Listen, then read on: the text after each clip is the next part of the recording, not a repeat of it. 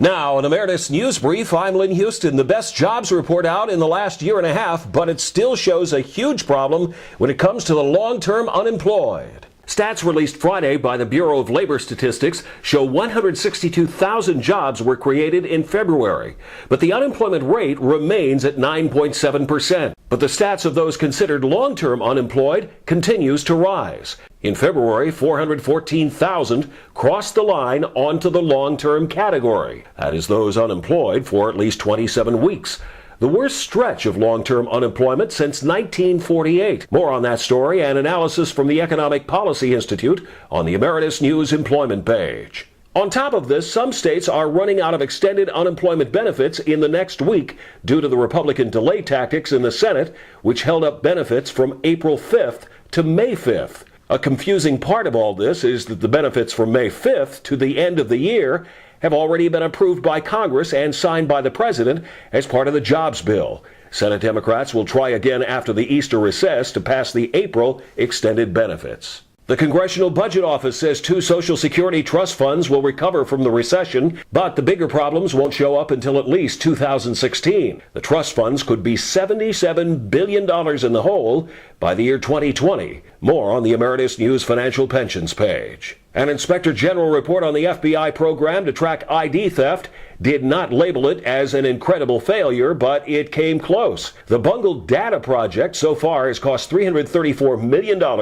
over 3 years, and the FBI still doesn't know when it will be up and running. More on the Emeritus News consumer page. You'll also want to see an Inspector General report on how pharmaceutical companies are cheating states on promised rebates for certain drug purchases by selling those same drugs under other names. More on the Emeritus News healthcare page. Tens of thousands of veterans eligible for reconsideration on denied disability claims have yet to file.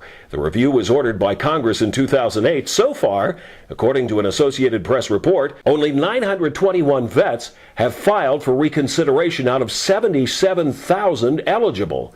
The report says 60% eventually win their disability cases in reconsideration, despite being rejected before. That story on the Emeritus News healthcare page. Believe it or not, the Federal Trade Commission says recent years have brought more cases of debt collectors trying to collect on debts that people don't owe or that were discharged in a bankruptcy.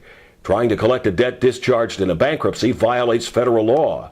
It's all part of a yearly report on debt collectors released on Friday by the FTC. It's got some great stuff in there. We rate it as a must-read on the Emeritus News consumer page.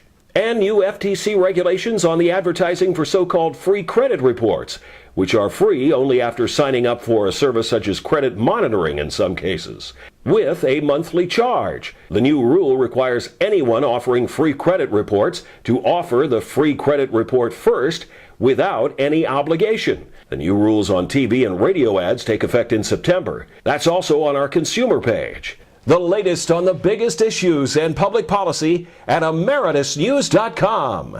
And live 24 hours a day, 7 days a week on the Emeritus News channel at livestream.com. That's an Emeritus News Brief. I'm Lynn Houston.